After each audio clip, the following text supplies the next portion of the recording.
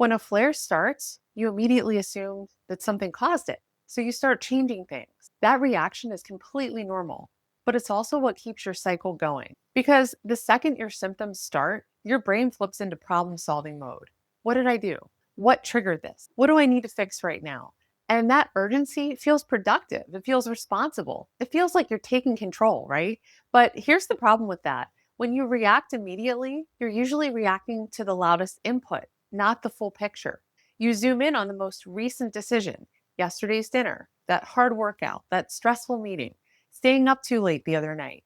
And you assume that one of those things must have been the trigger. So you remove something or you change something because honestly, doing something feels much better than doing nothing and feeling uncertain. But autoimmune triggers don't usually happen in isolation. They happen inside of a bigger picture that your body has been navigating. So when you zoom in on the last 24 hours and you try to solve it from there, you're working with only a tiny piece of the story. And unfortunately, tiny pieces rarely explain the whole outcome. That's why your flare cycle keeps repeating, not because you're careless or you lack discipline or you did something wrong, but because you're trying to fix it before you've given yourself the time to understand it.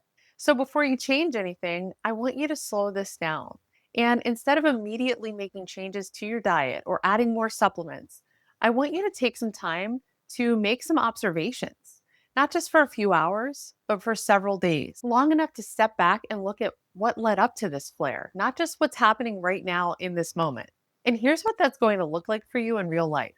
When a flare begins, I want you to start paying attention to a few things, looking back over the past week. How has your sleep been? Has your stress been higher than usual? Have you been pushing through fatigue?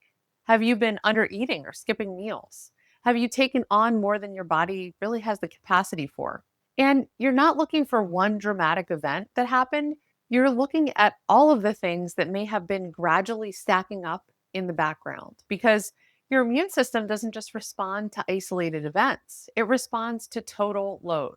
And here's what I mean by that. When you sleep poorly for several nights in a row, your inflammatory markers can rise. When your stress levels stay elevated, cortisol patterns shift, and that changes how your immune system regulates itself. When you push through fatigue and you skip meals or you overcommit on your schedule, your nervous system stays in a higher alert state.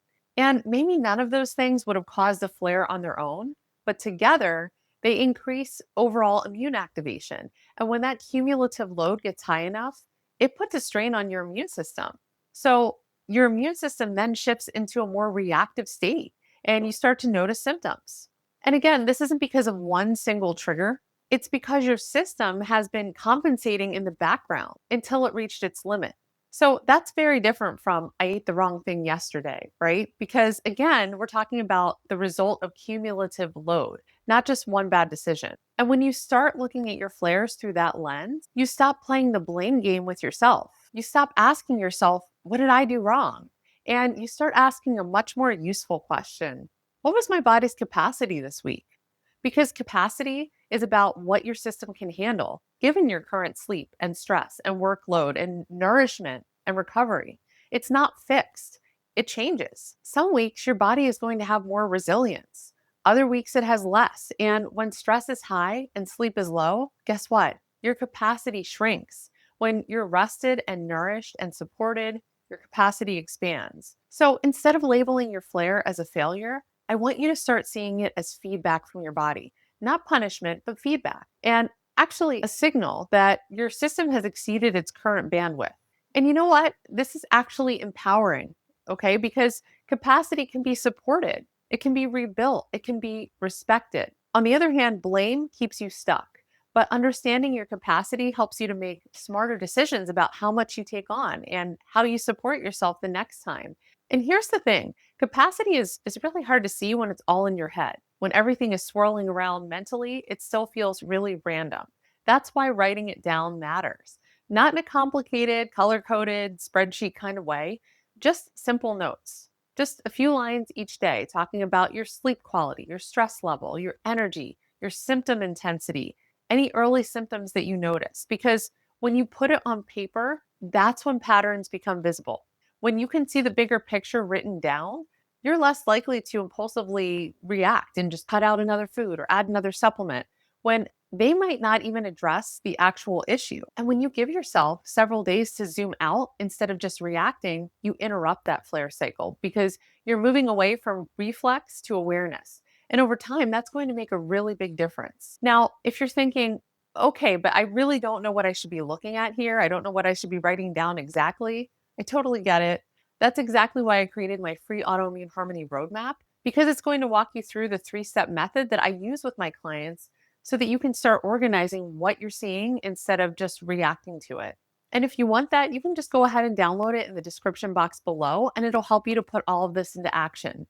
And when you start doing this, when you start observing and writing down what you're observing about your flares, about what may be leading to your flares, even if it's just for a couple of weeks, something interesting is going to start to happen because you're going to begin to notice that what you thought was the trigger isn't always the real driver behind your flares. You might see that the flare didn't start with a certain food that you thought, or the workout, or that one stressful conversation that you had with your mom a week ago. You start to see that symptoms usually follow something more subtle, something that builds, something that stacks. And this is where most women get tripped up because we're taught to look for one cause, right? One mistake, that one thing we should eliminate. But autoimmune triggers don't always work like that. Sometimes what looks like the trigger is just the final straw. And if you only focus on that last straw, you might miss what's actually been weighing on your system. So, in the next video, we're going to talk about that. We're going to look at what most women mislabel as the trigger and why that misunderstanding keeps the cycle repeating. Because once you see that clearly, you will stop reacting to symptoms and you start interpreting them differently. I'll see you in the next one.